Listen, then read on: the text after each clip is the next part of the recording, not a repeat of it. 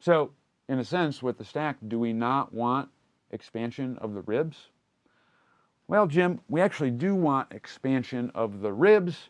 It's just a matter of where and actually what is going on when you see ribs flaring. So let's dive into that.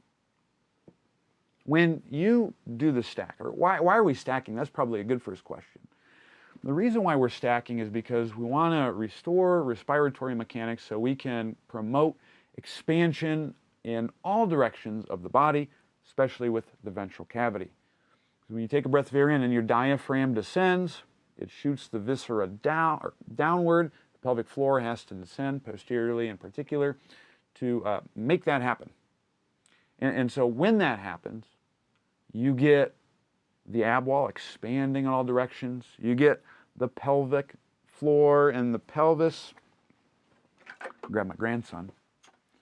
You get the pelvis expanding in all directions, and your body just has to get bigger to increase the available space to make room for the air that's coming in. Now at the rib cage, what we want to see is very similar things. I want to see the rib cage expand laterally. I want to see it expand front to back. That's the pump handle and posterior expansion. The lateral expansion is the bucket handle. You're going to see slight elevation of the rib cage. And the reason why I say slight is because, folks, the scalenes are a primary muscle of inspiration. So they're gonna stretch the rib cage up top a little bit. That's okay. We just don't want it to get all wild and crazy. And you might see some downward stretch as well because the abs are going to be pulling down on the ribs. So we want to see the ribs expand in all directions. But Zach, what's going on with the rib flare? And there's a key difference though when we see ribs flaring versus that multi-directional expansion that I talked about.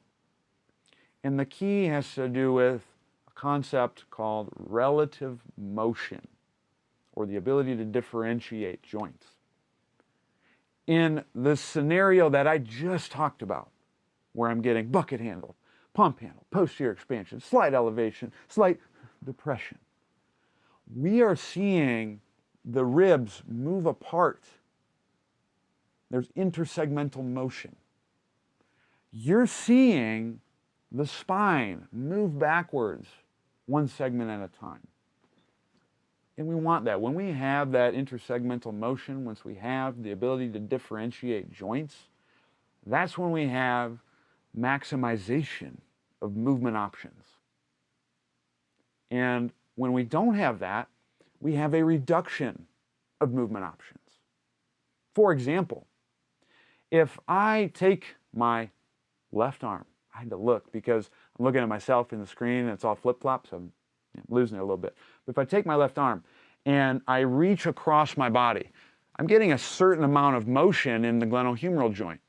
But what happens, folks, when I run out of that motion? Well, if I keep pulling my arm, all of a sudden the rest of my body is going to start turning. So you're going to see me start to pick up motion in the thorax. Oh, wow, wait, the thorax is going along for the ride. And then if I keep going, well, you can't see it, but my pelvis is also going to start turning that way. Once I run out of motion, once I run out of relative motion at the glenohumeral joint, the body's got to go along for the ride to put me in the direction that I'm looking to travel. If you can understand that, you can most definitely understand what's crack-a-lacking when it comes to the rib flaring and why we don't want that. When you see ribs flare outward during a breath of air in, folks, you get a loss of that relative motion. And so what happens is the body starts to move as one unit to create the action that you are demanding of your body. So instead of seeing the rib cage just get bigger in all directions, we see it lock in one place, and your body shoves forward in order to make that action happen. That's different than the expansion that I'm talking about. Your body's locking in place and it's moving into a position to promote the action that you are asking of it. In this case, a breath of air in. We don't want to see the body locking in one place and translating forward in one direction, aka a rib flare. Because the goal that we're talking about in this case, and when we're coaching the stack, aside from talking to Zach, is to maximize the ability to move in multiple directions, to maximize movement options. And when we have a loss of movement options, things lock in place, things move not as one unit as opposed to differentiating units, and then we can't move in all directions, which can have problems. So if we want to stack, what we want is the ability to expand everywhere and compress everywhere, to get bigger and smaller. When you can't do that, things lock into one place, they move as one unit, and you might still be able to go where you want to go, but it's not done so with the ability to differentiate tissues, which could potentially lead to reductions in performance, can be a contributing factor to pain and discomfort. We want to minimize that. So the key, Jim, is we want the ability to have relative motions when we're performing actions during the stack. We don't want things to lock into place. That's what you're seeing with the rib flare, and that's what we don't want. Great question.